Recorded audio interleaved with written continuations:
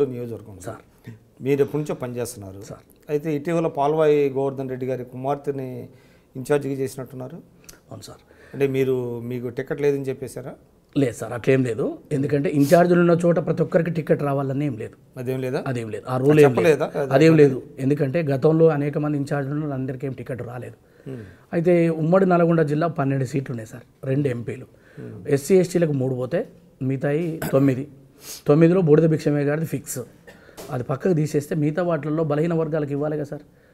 ఆ బలహీన వర్గాల్లో బీసీలలో స్ట్రాంగ్గా పనిచేస్తున్న నేను నియోజకవర్గంలో ఉన్నటువంటి కార్యకర్తల యొక్క అభిమానాన్ని చూరగొన్నా, ప్రజల సమస్యల మీద పోరాటం చేసిన ప్రతి కార్యకర్తకు అందుబాటులో ఉంటుంది. మీ నియోజకవర్గంలో సమస్యలు ఫ్లోరిన్ సమస్య ఉంది, చేనేత కార్మికుల సమస్య ఉంది, అనేక చోట్ల కాలేజీలు లేవు, బడులు ఇవాళ తెరుచుకోలేని పరిస్థితి ఉన్నది. అన్నిటికి మించి సాగునీటి సౌకర్యం లేదు సార్ కృష్ణా పరివాహంలో ఉన్న మునుగోడు దేవరకొండ నియోజకవర్గాలకు. ఈ ప్రభుత్వము ఉత్తుతు మాటలతోని ఏదో ప్రారంభం చేసి పోయారు అక్కడ మర్రిగూడెం దగ్గర, కానీ దానివల్ల ప్రయోజనం లేదే. ఇంకా 8-10 సంవత్సరాలు పట్టేటువంటి అవకాశం ఉంది. కాళేశ్వరం ఏమో శరవేగంతో చేసి ఇక్కడ ఎందుకు, దీంట్లో 2 కోణాలు ఉన్నాయి. ఆయనకు రాజకీయంగా ప్రయోజనాలు ఆశించి ఆ నియోజకవర్గం మాకు వస్తుందా రాదని చూసుకొని వదిలేసే అవకాశం ఉంది. మేమేమంటున్నాం అంటే అందరినీ సమానంగా చూడమంటున్నాం. మీరు గజ్వేల్కే ముఖ్యమంత్రి కాదు, మీరు సిద్దిపేటకే మంత్రి కాదు, మా అందరికీ మంత్రి. మేము అవునన్నా కాదన్నా ప్రజలు అంగీకరించాలి. అలాంటప్పుడు దక్షిణ తెలంగాణలో బాగా వెనుకబడ్డట్టు మా నియోజకవర్గాల మీద మీకు ఏ పాటి ప్రేమ ఉంది? ఒక శిలాపలకం అది మాత్రం వేసారు చౌటుప్పల్ దగ్గర వాటర్ గ్రిడ్కు సంబంధించి, అందులో కూడా అవినీతి జరిగింది. 1,50,00,000 అన్నారు. ఇప్పుడు మొత్తం నాసిరకమైన పనులతోటి ఆ బండలు ఊసిపోయి ఎక్కడికక్కడ ఉన్నది. ఇదా మీరు చేసే పని? మా నియోజకవర్గం ఫ్లోరిన్ సమస్య మీద తెలంగాణ మొత్తం గగ్గోలు పెట్టారు. 60 సంవత్సరాల ఉమ్మడి పాలన, కాంగ్రెస్ మన్ను మశానం తిరిగి మునుగోడుకు సంబంధించినటువంటి ప్రాజెక్టులని పూర్తి చేయకపోతుంది. గజ్వేల్లోనేమో ఒక 2 విలేజ్లు, ఆ విలేజ్లో ఇల్లు కట్టిరు, ఇల్లు కట్టేస్తున్నారు.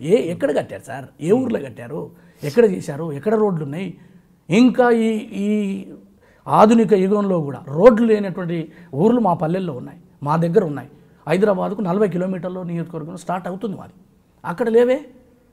మీ ప్రభుత్వం మీకు నియోజకవర్గాలు ఎక్కడుందో, మీ బంధువులు ఎక్కడ ఉన్నారో, మీ కుటుంబాలు ఎక్కడ ఉన్నాయో, లేకపోతే మీకు సంబంధించినటువంటి ఆర్థిక లావాదేవీలు, భూముల రేట్లు పెరగాలని చెప్పేసి ప్రయత్నాలు చేస్తూ ఉన్నారు.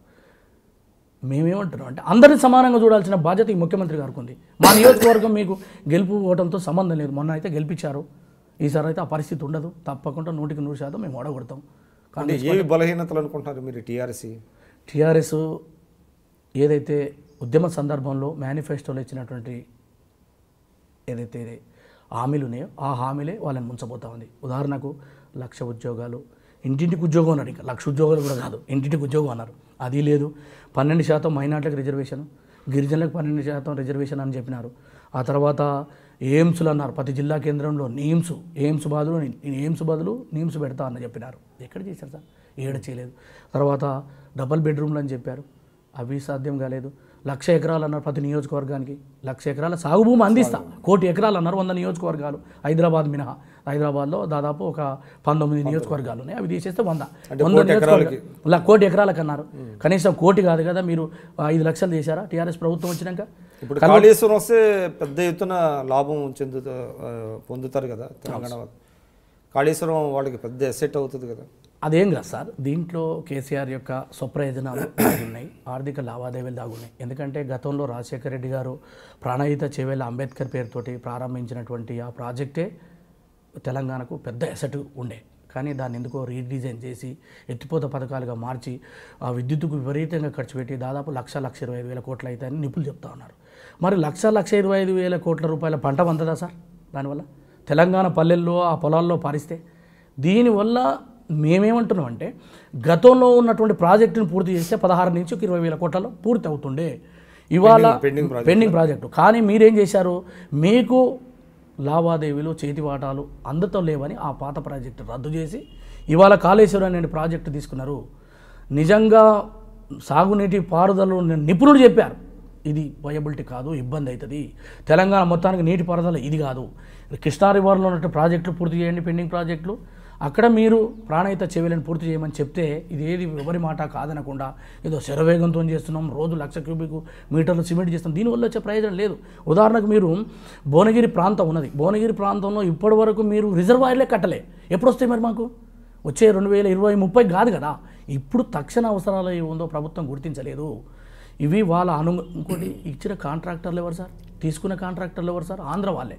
ఆ రోజు చెప్పినావు ఒక్కడన్నున్నాడే తెలంగాణడు, కాంట్రాక్టు టీచర్లు, కాంట్రాక్టు ఎంప్లాయీసు, కాంట్రాక్టు సంబంధించినటువంటి మంత్రులు, కాంట్రాక్టు సీఎం అని చెప్పి విమర్శించిన ఈ నాయకత్వం, ఈ రాష్ట్ర ప్రభుత్వం ఇవాళ కాంట్రాక్టర్లని కూడా అక్కడ ఉన్నట్టు పనిచేసే వాళ్ళు కూడా ఆంధ్ర వాళ్ళే సార్. తెలంగాణ ఒక్కరంటే ఒక్కరు లేరు, 100%. ఎందుకంటే ఏముంది దానివల్ల ఉన్నది సార్, దీంట్లో ఉన్నది, కాంపిటెన్స్ ఉండాలి వాళ్ళకి ఎక్కువ. వాటితో ఎందుకు లేవు సార్, అన్నీ ఉన్నాయి. కావాలనే రిజెక్ట్ చేసేసి వాళ్ళకి కావాల్సినటువంటి కమిషన్లతో వ్యాపారాలు చేసుకోవడానికి 2019లో దాన్ని ప్రూవ్ చేయగలిగారు 100% చేయగలుగుతాం. 2019లో తక్షణ విచారణ కాళేశ్వరం మీద జరగబోతా ఉంది.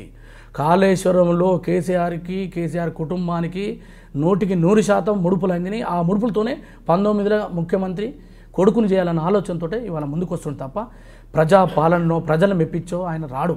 రేపు రాబోయే రోజుల్లో డబ్బులతోనే మ్యాన్పులేటింగ్ చేయడం, కాంగ్రెస్లో ఉన్నటువంటి కొంతమంది పెద్దల్ని కొనాలని, లేకపోతే అక్కడ నియోజకవర్గాలు ఉన్న కొంతమందిని కొనాలన్న ఆలోచన, పోల్ మేనేజ్మెంట్ ద్వారా గెలవాలన్న ఆలోచన. మీ నాయకులు కూడా కొనాలనే ఆలోచన ఉన్నాడు సార్. అట్లే మనమానం ఏం లేదు మీకు.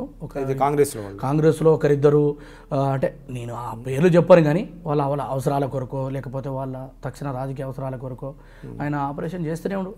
ఆయన అంత వ్యూహం ముందు మీరు తట్టుకోగలరా? తట్టుకోగలం. ఎందుకు తట్టుకోగలం అంటే అది మేము లేటుగా గుర్తించింది, అధిష్టానం గుర్తించింది, ఇక్కడ నాయకత్వం గుర్తించింది, వాళ్ళ లిస్ట్ కూడా అధిష్టానం దగ్గర ఉన్నది. వాళ్ళకి ఎట్లా కత్తెర పెట్టాలి, ఏం చేయాలని అధిష్టానం చూసుకుంటుంది. అది కానీ కోవట్టు ఆపరేషన్ చేసేలో కేసీఆర్ కొంత సక్సెస్ అయ్యాడు, కానీ 100% సక్సెస్ అయ్యాడు.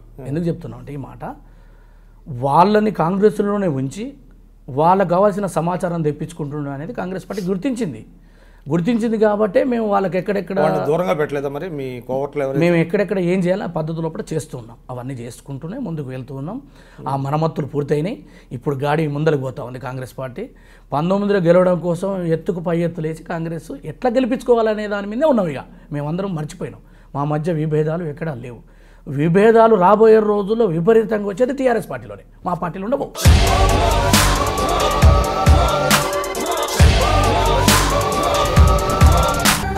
ఫోటోలో వ్యక్తి ఎవరమ్మా? మీ ఆయన చనిపోయారా? అయ్యో, ఎక్కడ పడితే అక్కడ ఏది పడితే అది వాగుతున్నాడని పోలీసులు నగర బహిష్కరణ చేశారండి. మొదటి భార్యని చేసుకున్నాక పిల్లలు పుట్టలేదని రెండో పెళ్లి చేసుకున్నారు. ఆవిడకి పుట్టలేదు. మూడోసారైనా తగులుతుందనుకున్నాం, తనకే పుట్టలేదు. ఆయన దగ్గర బాణం ఉంది కానీ దానికి పదును లేదురా.